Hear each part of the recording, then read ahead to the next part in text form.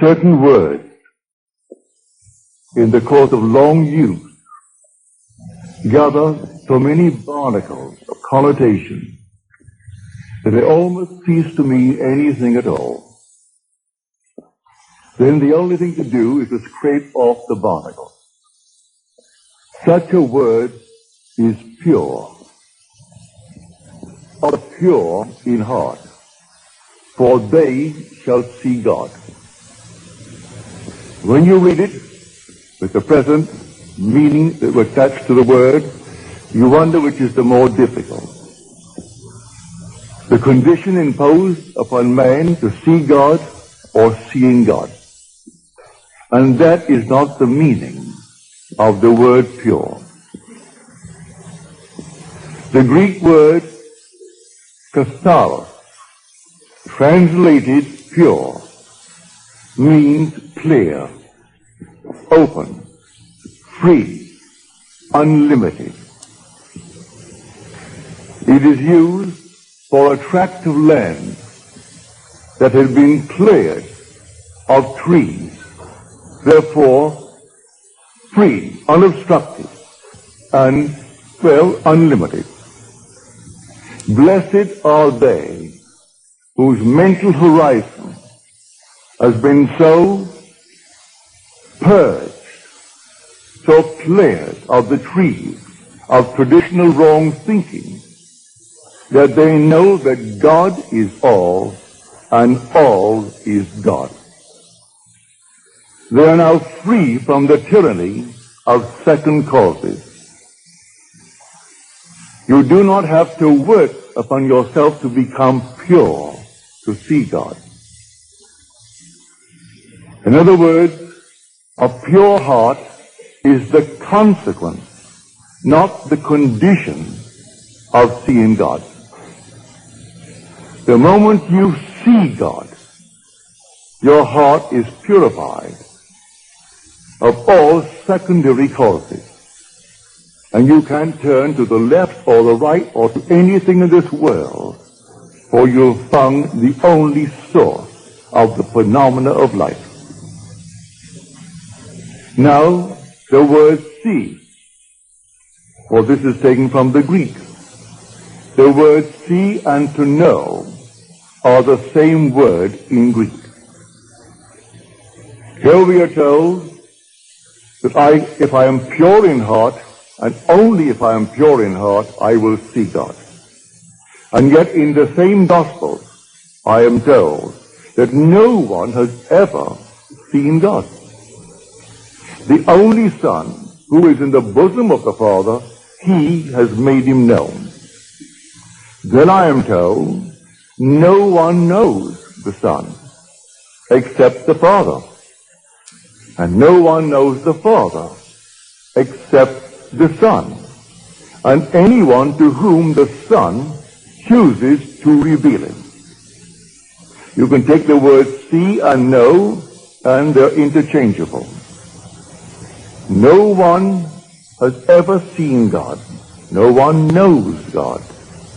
But the Son, who is in the bosom of the Father, he has made him known. I can tell you the thrill and the shock in store for you when you are revealed as God.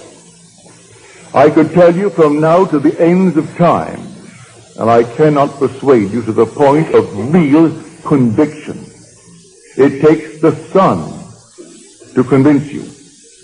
And when the Son stands before you, everything is done. At that moment, you for the first time know God.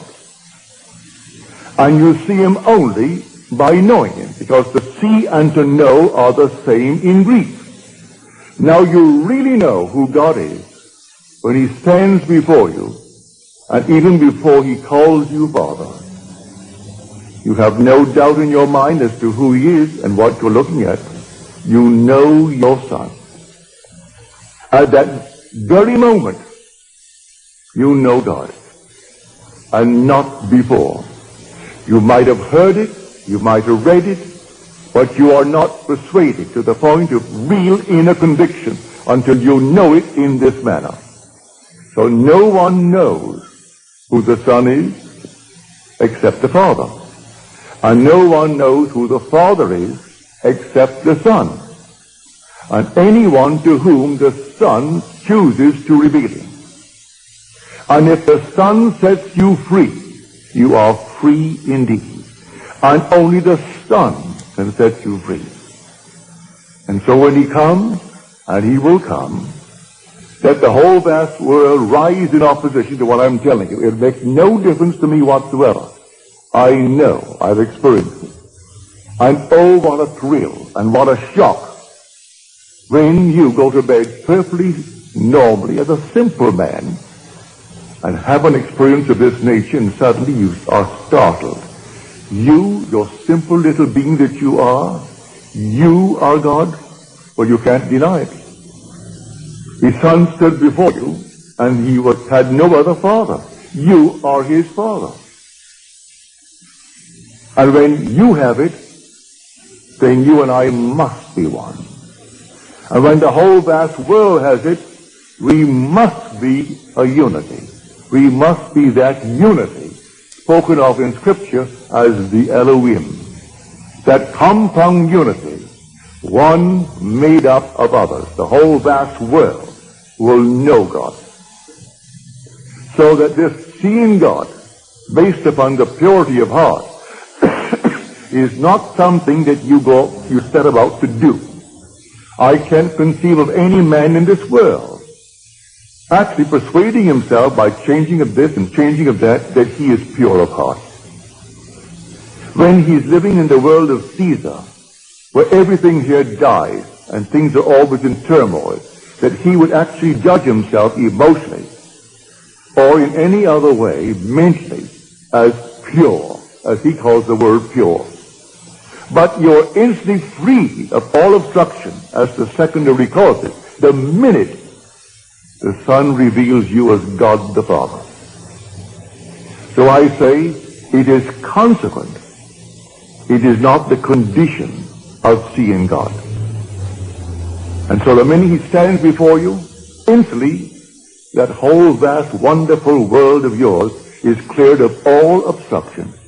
Now you know what catharsis means. Well, we use the word as a purge in our world. We speak of a cathartic. That's the root of the word. To purge, to open, to set free, to completely leave open a channel so there's no obstruction whatsoever. Not one tree can stand in its way. And so when this track is completely cleared, and it's cleared the minute you see David, at that moment there is no other cause. And until that moment I turn to this, to that, and to the other, these secondary causes, and live in a horrible state. For that is the greatest tyranny of the world, the belief in secondary causes. So here, the word pure, let no one frighten you that you've got to set about to purify yourself as the world thinks that is pure. Because who knows the secrets of a man but the spirit of a man? So who can look at a man and say he's a pure man? How does he know he's a pure man? By his standard of purity, no man is, including himself. But by scriptural standard, the minute you see David, and David reveals you as God the Father, then all the trees, all the obstructions, everything in your world that came between you and self disappear, and you're the only cause of the phenomena of your life. And you go through life now, simply bringing into your world the things that you would like to entertain in your world. No matter how difficult it seems to be, you see it, you know there's only one cause, and so you simply rearrange the thing you see. You don't throw it away, you don't discard it, you rearrange it, and in your mind's eye you rephotograph the image. And rephotograph the image, and let life develop that negative and produce it on the screen of space, and it will. So here, blessed are the pure in heart, that sixth beatitude, which seems so difficult to most people to interpret. And I haven't found one interpretation in Scripture. All the commentaries, I haven't found one that will go back to the root and show us exactly what it is. I have what is considered the grandfather of all interpretations, which is the interpreter's Bible. They do not touch it. They will admit it's the most difficult of the Beatitudes, this sixth one. But they can't touch it unless you go back to the root, unless you have the actual experience of what it means to actually purify and take all the trees out of man's mind, purify the mind. And it can't be done until he stands before you. And you know, without any doubt, who you really are. When you know who you are, there is no secondary cause, none whatsoever. And then comes the vision. Here my wife gave me a vision 2 months ago. There was no occasion to tell it, but it would fit. She said we were in this fantastic, magnificent, enormous apartment in a palace. And we were the gateway into a new age. But the age in which we were was a police state. And we were constantly being searched, but we were not molested. We were completely free, not one little bit ever happened to us. But this palatial place, with a full complement of servants. And while the vision lasted, he seemed to know these people. The servants in the kitchen, the servants in the other areas of the enormous apartment, the butlers, the private secretaries, all seemed to know us and we knew them. But our position was the gateway into freedom from the place of complete slavery, like behind the Iron Curtain. And when the searchers came, they came, and our guests, we always entertained guests for dinner.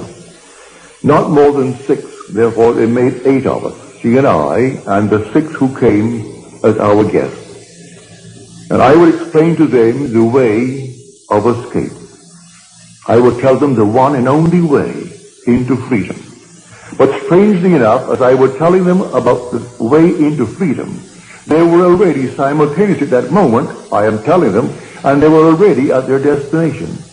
See, it was the strangest experience here. You're explaining to them the way of salvation, the way of freedom. And yet at that moment, they were already, although physically present before us, they were already at their destination. And when these people came to investigate all the searches, they simply left and went to their quarters, their rooms, behind these panel doors and these tapestries. And they never touched us, but they came and they never found anyone. No one could ever touch anyone who came to us. And strangely enough, she said, as it all took place so naturally, I knew that it was all organized and actually directed from above. That we were the gateway explaining the way. But from above, everything was organized and there it was directed. So anyone who came to us for the escape were brought to us by those who directed the whole thing from above. Here is a true picture. No one comes unto me save my Father calls him. So I and my Father are one. But that depth of my own being does not let the conscious surface mind know who he is calling and when he is calling. Rarely would he let me know that this one is coming, and that he comes in a month, he comes sometimes in a year. But they will tell when to expect him. But normally I am not advised as to when, but the one who speaks is always my own being, is from the depth of my own soul, who is telling me. And he will come, or she will come, or they will come. And sometimes they are even late in the coming. But the Father is not wrong, because man still is free not to come. In my own case, when a friend of mine who was just 1 year short of graduating from Fordham University as a Catholic priest, he inherited $2 million and proceeded to lose the entire thing in 1 year on Wall Street. All that he saved was some beautiful paintings that his father left him, and an old Packard. It's all packet car. He should have burned the thing up. But when he would sleep on the park bench because he had no money, he paid $10 a month rent, storage, for the car to be out of the weather. But he lost his $2 million because he did that. When he told me he met a man that I would enjoy meeting. And this man, he thinks, would like to meet me. He thinks we had much in common. Well, because he told me I wouldn't go near the man. I postponed going near my friend Abdullah for 6 months. And then I ran out of excuses. I had no other excuse to give him. And this Sunday night I said, all right, Dave, I'll go with you. And so I went with it. I came through the door and took the first chair, and the meeting had just begun. And Abdullah broke the meeting as he started to talk to those who were present. He broke the meeting and he came over to me and called me by name. He said, Neville, you are late. You are 6 months late. I said to him, well, I've never seen you before, and I had no appointment to see you, so how could I be 6 months late? He said, the brothers told me you were coming, and to expect you, and that's 6 months ago. Well, it was 6 months ago, and I postponed it and postponed it and postponed it because I had no trust in his judgment of anything that would interest me. Because the man in my eyes was a failure, a complete failure, and I judged by appearances. And he tried to get me to come to meet a man that really was very influential in my life. So I know from my own experience when it actually happened to me, when someone is coming into my world, I know, and they too may delay. They may have certain little barriers, little trees to overcome. But the real overcoming of all the trees is when it is revealed to you who you really are. Then all the things that obstructed your view up to that moment, they vanish completely. So that it is not something you've got to make happen in order to see God. Seeing God removes all the trees. Therefore, this so-called pure heart is the consequence, not the condition of seeing God. So when we read in Scripture that no one has ever seen him, only the Son reveals him, it's true. I can see I am. I can see I am's manifestations. I see the necessity of a creative imagination clothing itself in concepts of itself. And I can see myself clothed in concepts of myself. When Scripture speaks of David, this is he, rise and anoint him. And then the Spirit of God came mightily upon David from that day forward. What does it mean? He's clothed with David. But then who is David? You are David. You're doing the will of your Father. He'll put you through all the furnaces of affliction because he cannot give his glory to another. How can I give my glory to another? He can't give it to another. He has to make it you himself. And so he clothed himself with David, as he clothed himself with Gideon. He clothed himself with you, and you are doing the will of your Father. So I have found in David, the son of Jesse, which is I am, a man after my own heart who will do all my will. You're doing your Father's will. But everything that you've imagined, you're doing it. And when you look into the world and you don't like what you are seeing, maybe you haven't cleared it yet. Because you're not completely cleared of obstruction until you know God. When you know him, because the Son reveals him, then you know God and you have no obstruction. Until then, there are still secondary causes. And you will say, well, now, he did it, or she did it, or they did it, all the conditions did it. Today we have this, a depression. We have a recession. We have unemployment. And so we turn to all these secondary causes for our present restriction or failure. And it isn't that at all. Someone is ill, and they blame a condition. It's not the thing at all. I can tell you of numberless things that would contradict completely the findings of so-called science today, and blaming this, that, or the other for a certain effect. And I could turn to just as many on the opposite side who never did the things that they claim you must do in order to have the effect, and they ask, well, then why? Why does this happen to this crowd who never subjected itself to the test that you have given, and yet they have the same effect? We are emotional filters, and we bear the mark of our prevalent emotions. So what is that prevalent emotion that you and I are entertaining morning, noon, and night? I can entertain the limitation of failure. Or I can even get into a cycle, so that at every season of the year, at a certain season, it could be spring, summer, autumn, winter, where things seem to go down. And year after year, they will go down. No matter what I have in the spring, if the winter is when it goes down, it'll go down, if I don't get out of that cycle. And I believe that simply in some tree that is not yet removed, on the other hand, let me encourage you, you can't remove it by taking thought. You can't remove it by working on yourself. You'll remove it that day when David stands before you. And may I tell you, he will stand before you. Every one he will stand before. And when he stands before you, and you know that he is your son, you know who you are. For David is the Son of God. There is no other Son of God, if you read the Scripture correctly. But when you know how to read Scripture, you must see that when these evangelists, Matthew, Mark, Luke, and John, and they're all anonymous names, when they wrote their Gospels, they were not writing biography. They were writing theology. They were not writing secular history. They were writing the history of redemption. It's all the difference in the world. Men not knowing this, they read it as secular history. And they think here is the biography of a man called Jesus. The whole story of Jesus, from his birth through his ascension into heaven, is, to those who understand who he is, a sign granted by God to those who will receive it.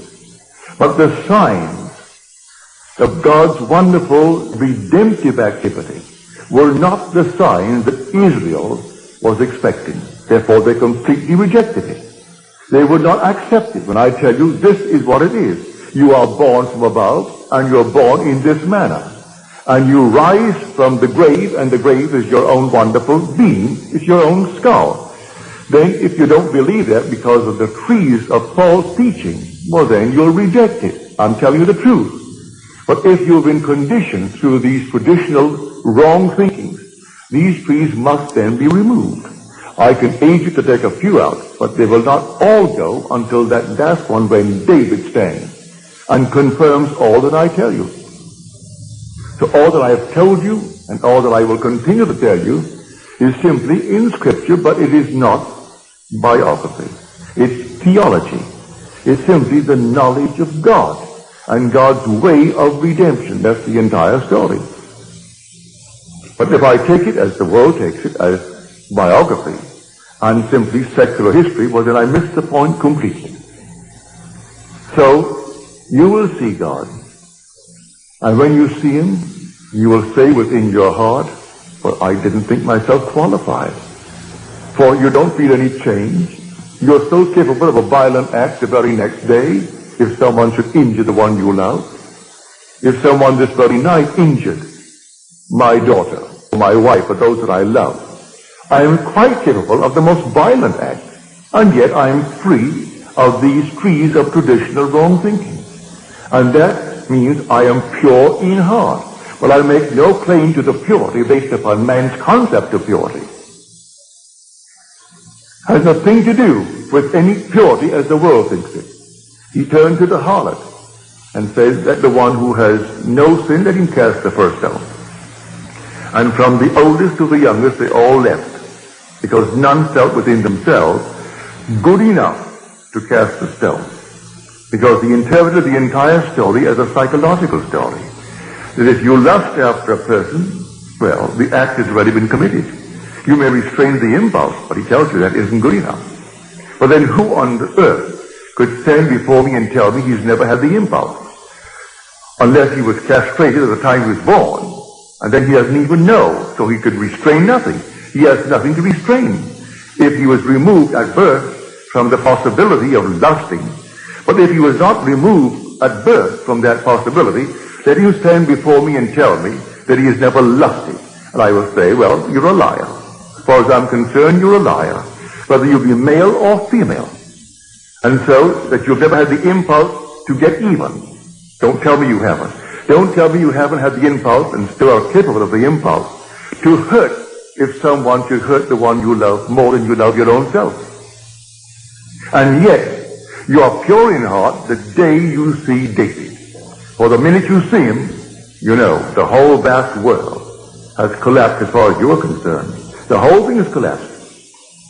And now you no longer can turn to this, that, and the other and blame it or praise it for anything that's happening in your world. You are simply within yourself. You are God himself. You are the God, creating good, bad, and indifferent in your world. A friend of mine in the audience tonight, he said, I had this vivid dream. My wife and I, and here we are, and the world is coming to an end. The whole thing is coming to an end. It began to shake. A wind, the unearthly wind came up, and then the rain like a flood, and then the earth is shaking. And I said to myself, well, the earth has gone out of orbit. I wasn't afraid of death, and my wife, she wasn't afraid of death.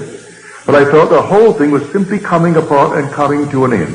That's a wonderful adumbration.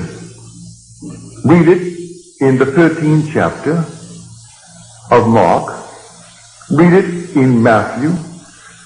You see these buildings? Not one stone will be left standing upon the other, but it will be turned down. That's when the Son of Man is coming. That's the end of the age. Well, in your case, you had a most wonderful adumbration.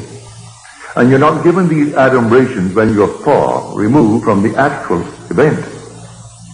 And this thing happens to you, be watchful. It's coming. This is simply a foreshadowing. In a not altogether, a conclusive way, no, the way you saw it. But when it happens, when the whole thing collapses, and the ideas by which you lived in the past, you no longer can live by them. You just can't live by them. Nothing external, the whole thing is internal. The whole drama of life is a psychological drama. And now you know it. So your vision is perfectly marvelous, perfectly wonderful. Others are finding themselves interwoven in their lives. 2 and 3 and 4 together, all interwoven as though this thing has been going on and going on over and over again. It has been going on. Before the world was, we were one, and yet individualized. We were brothers, greatly in love, a love beyond the wildest dream of man.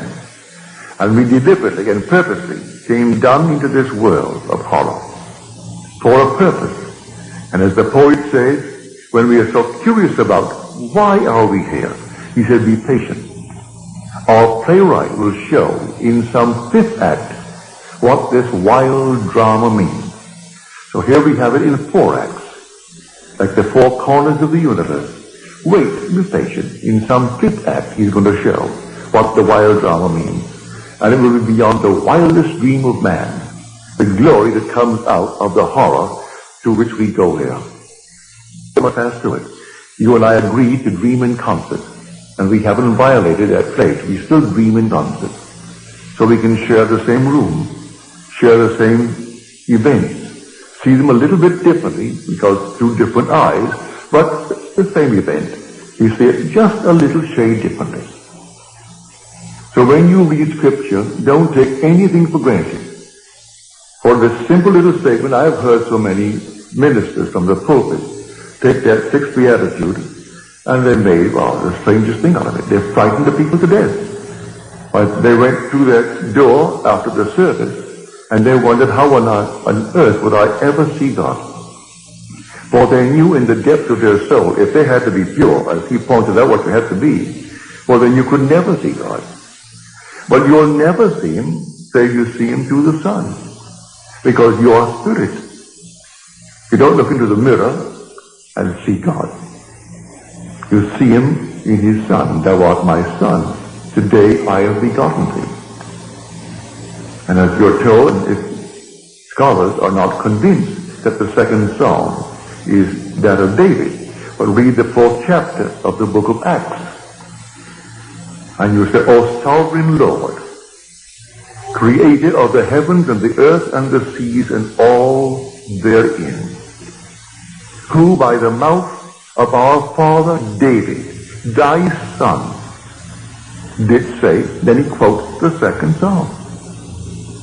If you want any confirmation as to who actually wrote that second psalm, read the 4th chapter of the book of Acts, which is written by the author of the book of Luke. And in the book of Luke, you read the words in the 20th chapter. Why did David in the Spirit call him Lord? If David thus calls him Lord, how can he be David's son? For in calling him Lord, he confessed he was his father, not his son. And now this is written by the Son, as told us in the 4th chapter of Acts, and first revealed in the 2nd chapter of the book of Psalms. And I will tell of the decree of the Lord. He said unto me, thou art my son. Today I have begotten thee. So here the drama is really in you. The whole drama is in every individual in this world. And it simply only unfolds in man. And when it unfolds in man, what in this world is worth more than the unfolding of the drama in you? If you own the whole vast world, you wouldn't leave it. For this will all vanish anyway. So what does it matter if you own the whole thing? But one thing they can't take from you is the being that you really are. That essential being is God. But if you don't know it, well then it's like a fabulous fortune of which you are totally unaware. Therefore it is non-existent. It means nothing to you if you're totally unaware of it. But when you are aware through the Son that you are God the Father, then you are set free. For if the Son sets you free, you are free indeed. Now he said, I will be with you a little longer, and then I go to him who sent me. Yet he who sent me has never left me. He and I are one. Oh, do show us, oh Lord, show us the Father. I have been so long with you, and yet you do not know me, Philip. He who has seen me has seen the Father. If you see me. But then who are you who is speaking? At one moment, if you read Scripture properly, he is speaking in the capacity of the Son, therefore David is speaking. At another moment, he is speaking in the capacity of Father, and therefore it is the invisible Spirit speaking. But no one has ever seen him. Who can say he has seen him? Until you see him in spirit, you can't see him here. All these are masks. So what on earth could ever look like him? No. You will know exactly who you are when you see David. Because the Father and the Son are one. And you will actually see in David what you, matured, must be. And then I know it's the same face into whose body I was incorporated, for he is the image, matured image of David. And so when he embraced me, and we became one body, one spirit, and then I was sent into the world.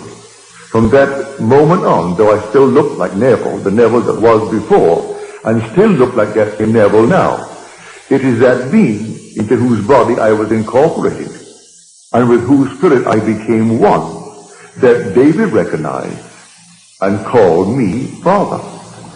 For he who is united to the Lord becomes one spirit with him. And so there's only one being resurrecting. So the resurrection is not over, it is taking place. And so he said to Timothy, there are those who preach the resurrection is past. They are misleading people and turning them from the faith. As he came into his letter to Timothy, because he said, the time for my departure has come. I have finished the good work. Well, now he must tell Timothy not to fall into that trap and teach that the resurrection is over. It has begun, but it is taking place in everyone and must take place in everyone. So the Christ of whom he spoke is that universal Christ that is buried in everyone. And in everyone, but individually, he must rise. And the same pattern foretold in Scripture by which he rose must take place in man. He came out of one place where he was buried, and there's only one place, and it is named skull. Luke does not minimize the word, neither does John. Even though he will give you the word Golgotha, he'll translate the word Golgotha. Golgotha means skull in Hebrew. But in some translations, they don't even give you the Hebrew word. They say, and he was crucified and buried on Golgotha. So there's only one place you're ever going to rise.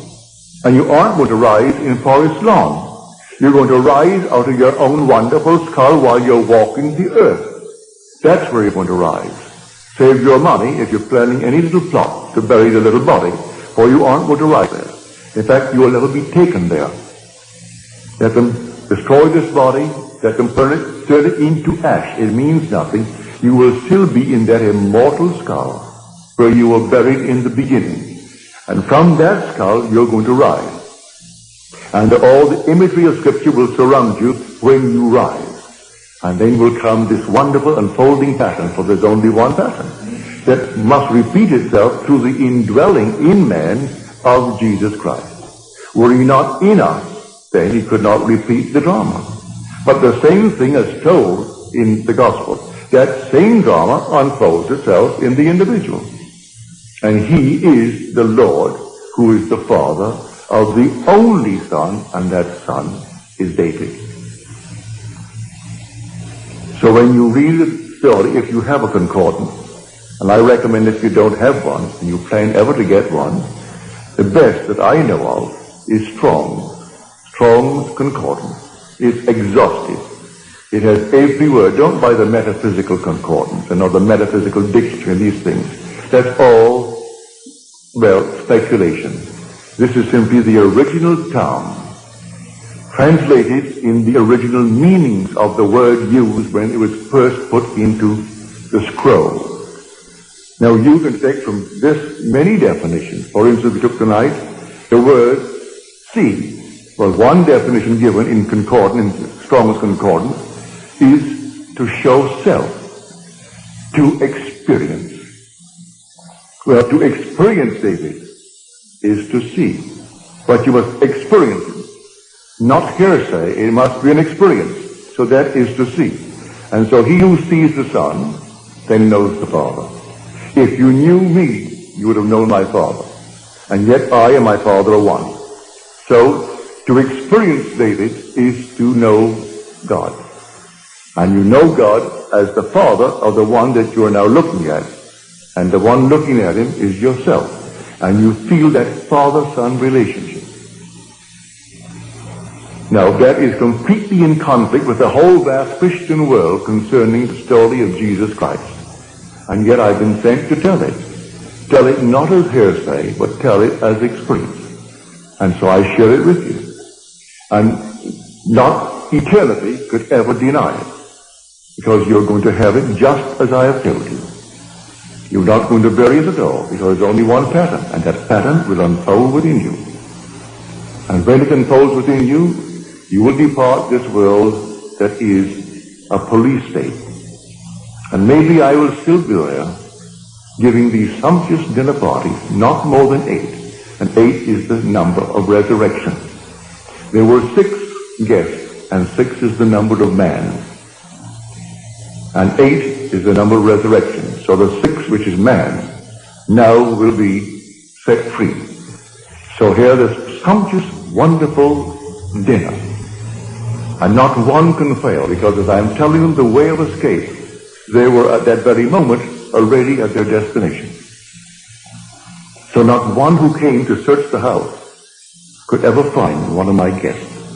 And as they came, the butler announced the officers are here, and out my guests would go behind the tapestries and the panel wall into their quarters.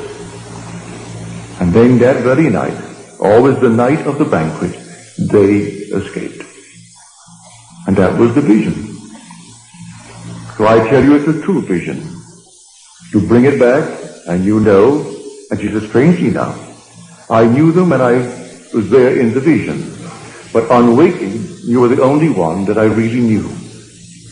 The others were there for a purpose, and you were playing a part that came from above. For the whole thing was organized and dictated and controlled from above. And there you sat and explained the procedure of departure. And yet, as you told them, they were already at their destination. So no one could have found them anyway. But they went through the means of searching the house. And they came several times in the interval, always at the end of a banquet. Then got guests. There were always 6. They left. And they were set free from this police state. Or this whole vast world, whether it's behind the Iron Curtain or outside of the Iron Curtain, we are still in a police state. The whole thing. And it's an escape from this world, this age, into that age, where I played the part of the gateway, explaining how it's done. Well, I'm explaining it now to you, how it's done. You are here dreaming the dream of life.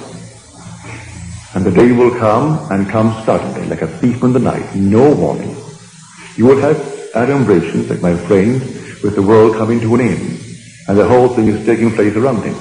You will have an adumbration like that, or something similar. But the actual thing, when it does happen, will take place all within your skull.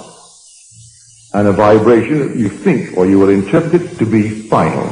You wonder how you could ever survive what is taking place now. And then, instead of dying, you awake for the first time that you can ever remember, a true awakening. And you awake to find that you really are in Golgotha. And that's where you are. And then you know at that moment what is taking place. And you come right out to find the wise ones present. And they find the infant child, just as you are told. And as Scripture tells you, but people skip over the word sign. And this shall be a sign unto you. But you go to church this coming Christmas, and they'll have the little sign, but they don't call it a sign. They call that the fact. And people will bow before the little child. The child is only the sign of your redemption. You were the one who awoke. You were the one who were born from above.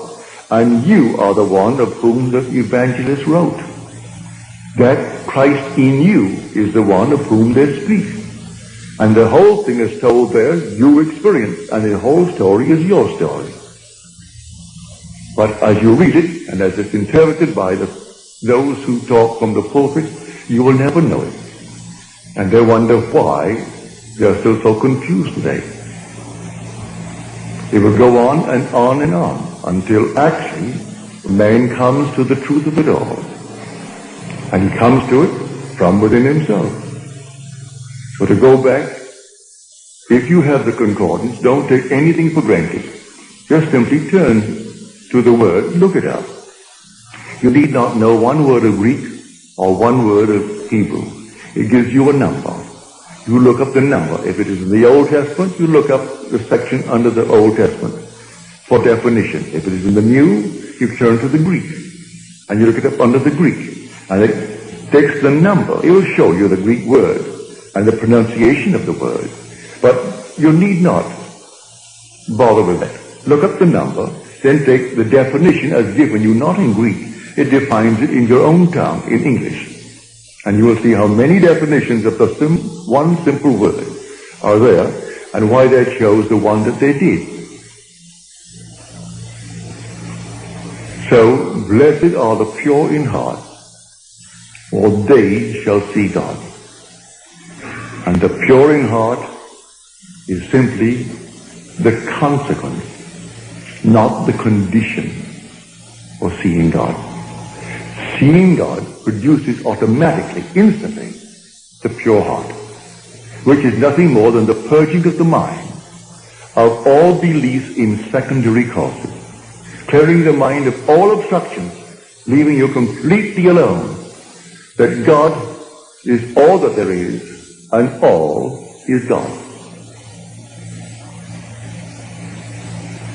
Now let us go into the silence.